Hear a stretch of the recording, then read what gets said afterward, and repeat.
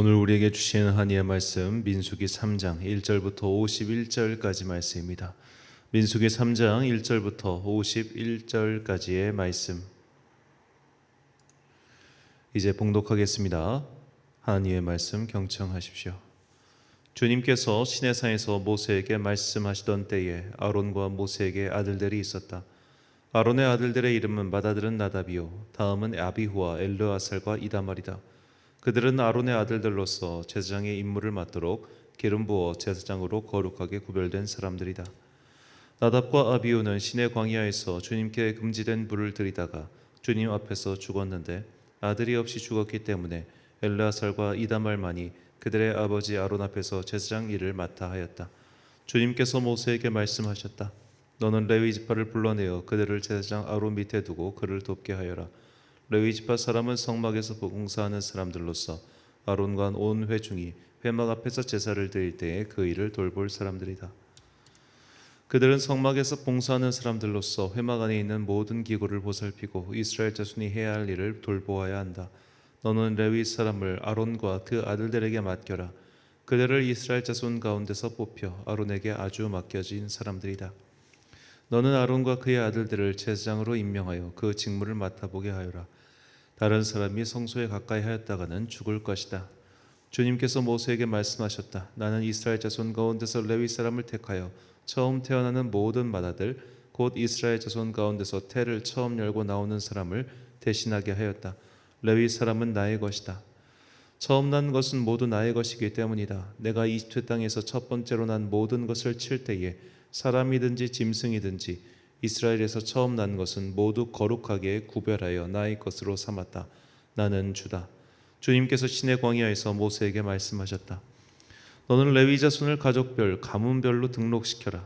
그들 가운데서 태어난 지 한 달이 넘은 남자는 모두 등록시켜라. 주님께서 모세의 명을 따라 지시받은 대로 그들을 등록시켰다. 레위의 아들들의 이름은 게르손과 고핫과 무라리이다. 게르손의 아들들의 이름은 가문별로는 림니와 시므이다. 고핫의 아들들은 가문별로는 아므람과 이스할과 헤브론과 우시엘이다. 무라리의 아들들은 가문별로는 마홀리와 무시이다. 레위의 가족들을 가문별로 들어보면 다음과 같다. 게르손에게서는 림니 자손 가족과 시므이 자손 가족이 나왔다. 이들이 게르손 자손의 가족들이다. 태어난 지 한 달이 넘은 남자를 등록시키니 모두 7,500명이었다. 게르손 자손의 가족들은 성막 뒤 서쪽에 진을 치게 되어 있었다. 게르손 자손 가문의 원로는 라엘의 아들 엘리아삽이다. 게르손 자손이 회막에서 맡은 일은 성막과 장막과 그 덮개와 회막 어귀에 치는 휘장과 뜰의 휘장과 성막과 그 가운데 제단을 둘러싼 뜰의 어귀를 치는 회장과 이 모든 것을 쓰는 여러 가지 줄들을 보살피는 것이다. 고핫에게서는 아므람 자손 가족과 이스할 자손 가족과 헤브론 자손 가족과 우시엘 자손 가족이 나왔다.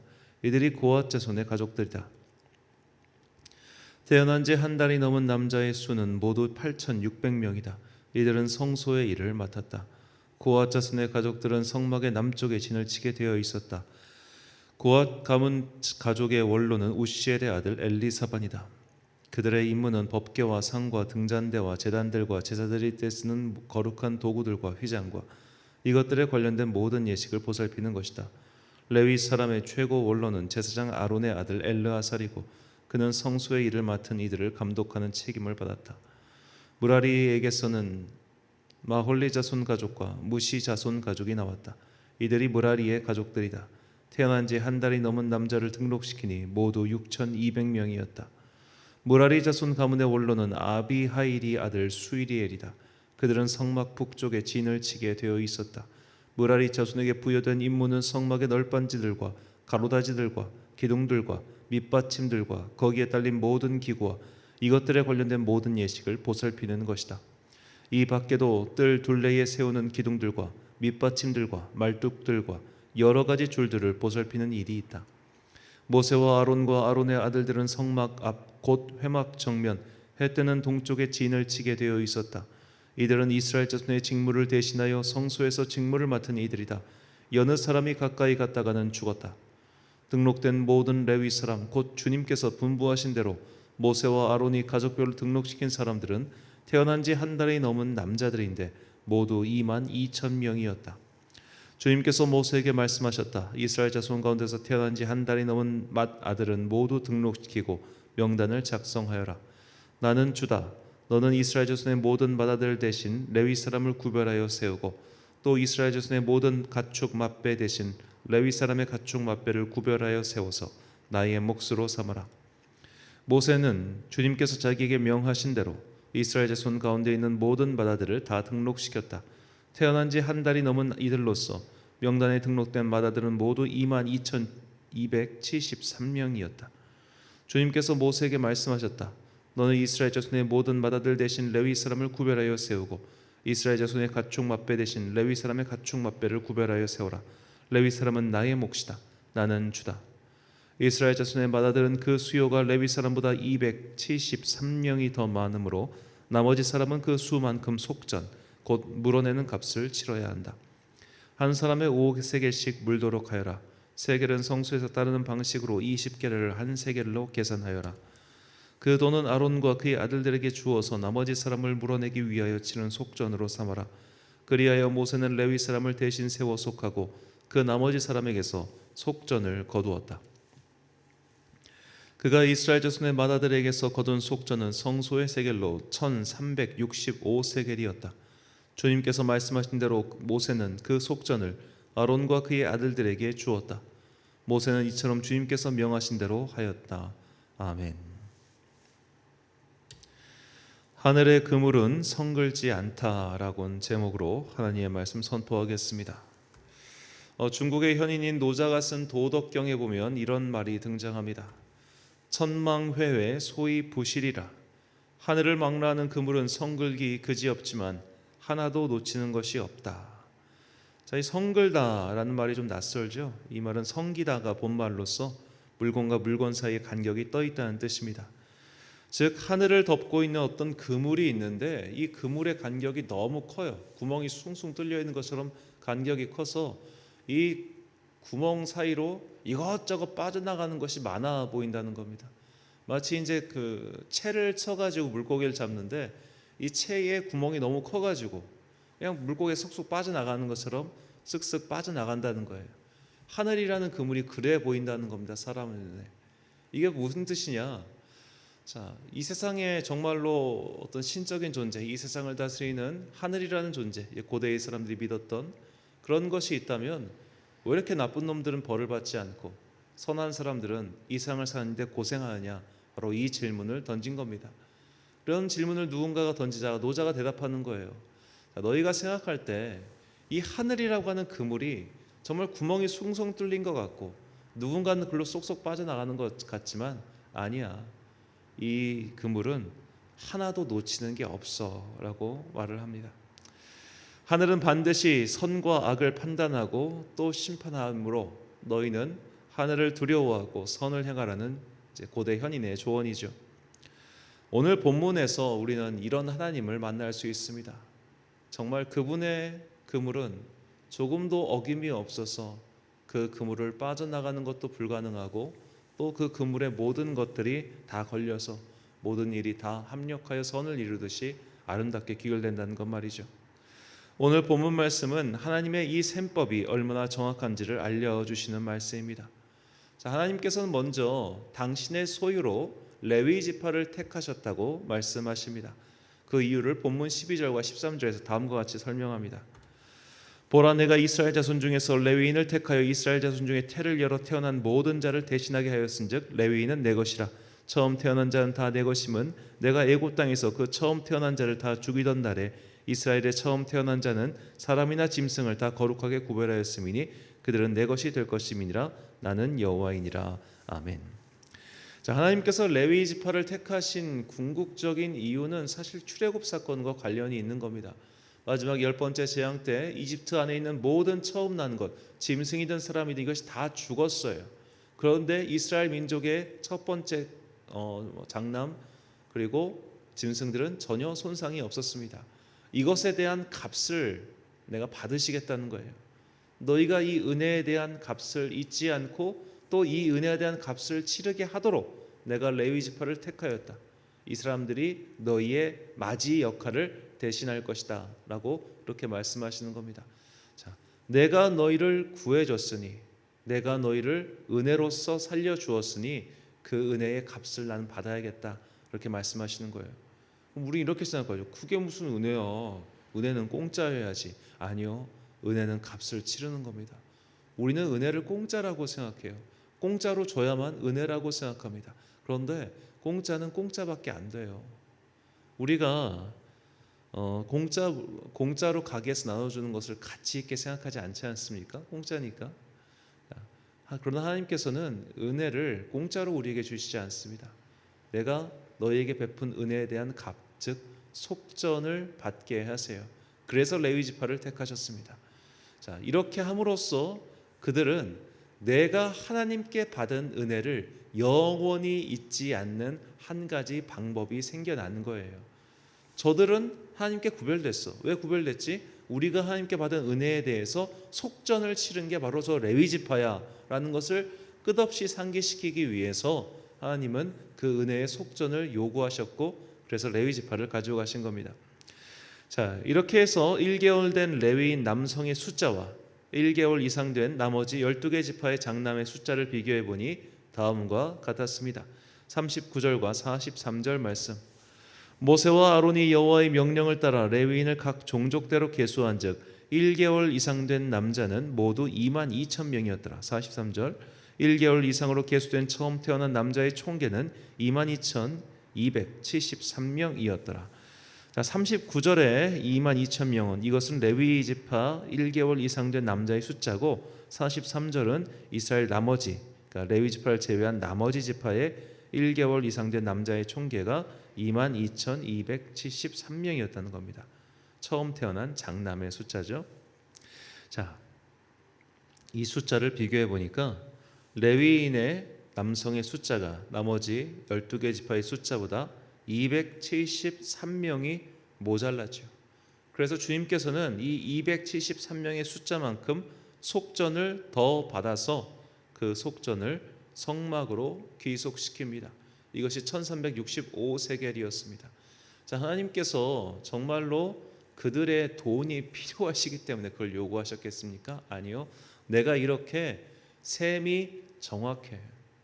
나는 이렇게 한 명 한 명까지, 이 만 단위 숫자에서 끝에 떨어진 273명까지 다 계산해서 너희에게 속전을 치르게 할 거야. 이것을 알려주시고자 함입니다. 자, 하나님께서 이렇게 모든 것을 다 보고 계시고 살피고 계시고 그리고 셈하고 계십니다. 그러므로 우리는 하나님께 대하여 손해보고 있다, 혹은 내가 이 땅을 살아가는 동안 왜 난 이렇게 손해보는 역할만 하지? 그렇게 생각할 필요가 없습니다. 하나님의 셈이 너무나 정확하다는 거예요.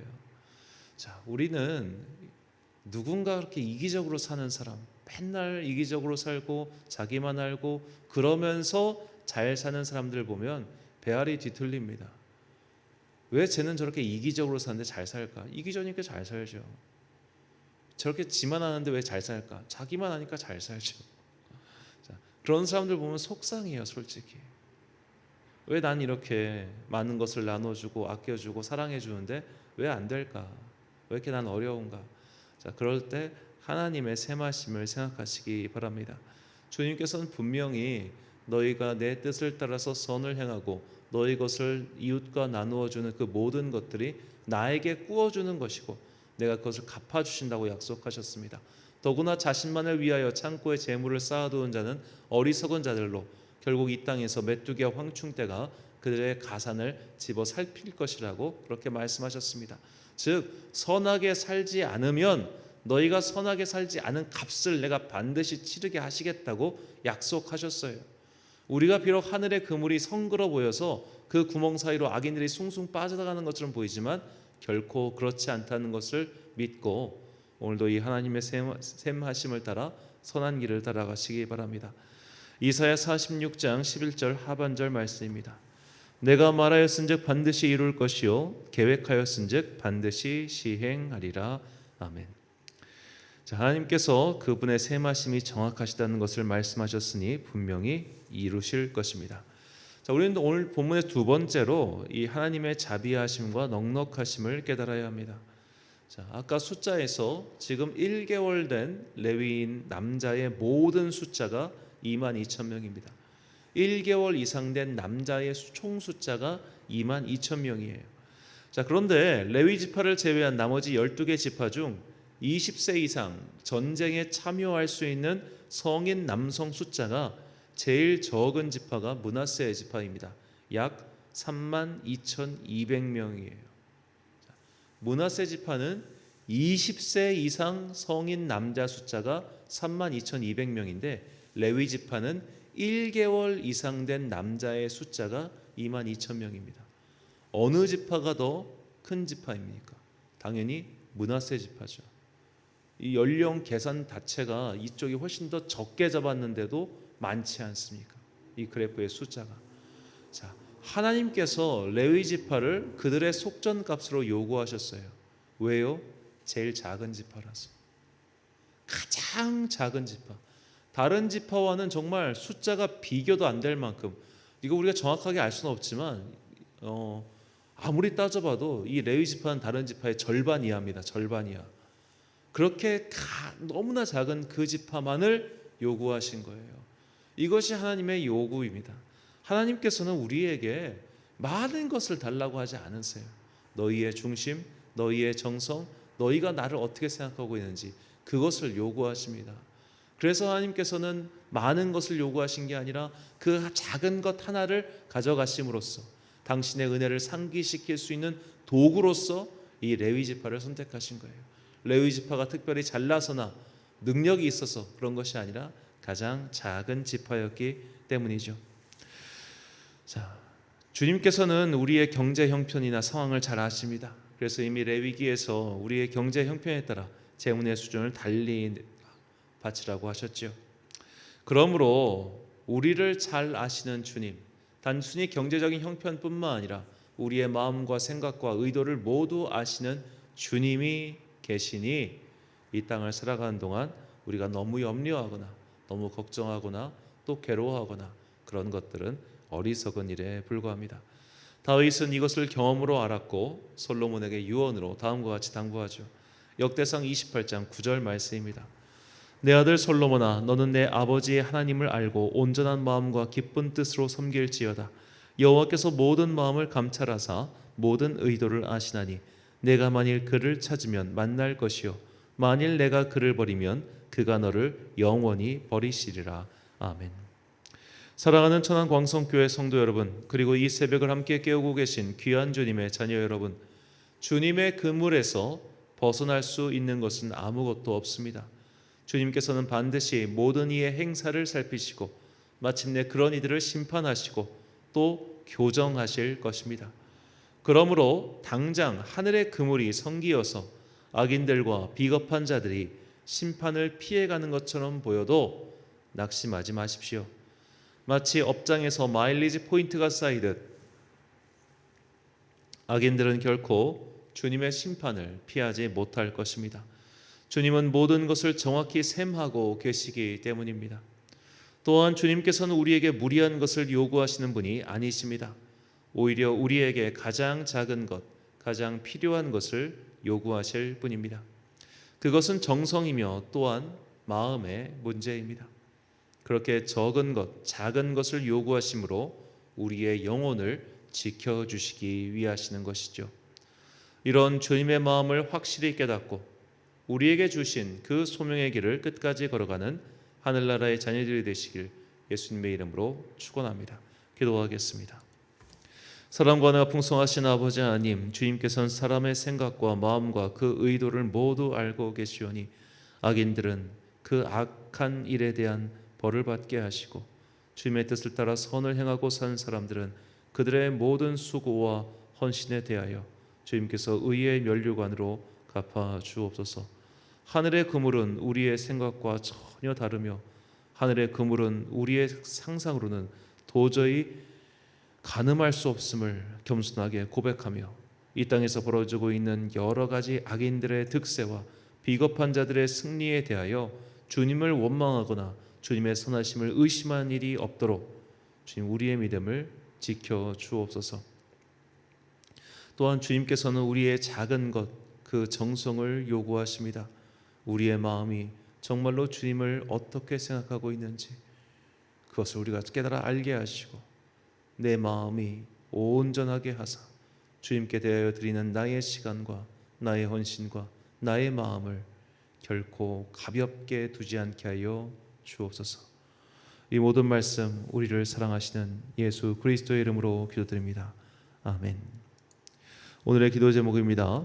주님께서는 셈이 정확하십니다. 또한 우리에게 가장 작은 것 그리고 정성을 요구하실 분입니다. 주님께서 나를 어떻게 셈하실지 신앙의 여정을 각자 돌아보시기 바랍니다. 오늘 주신 기도의 제목 가지고 기도와 묵상에 힘쓴 하루 되십시오. 기도하겠습니다.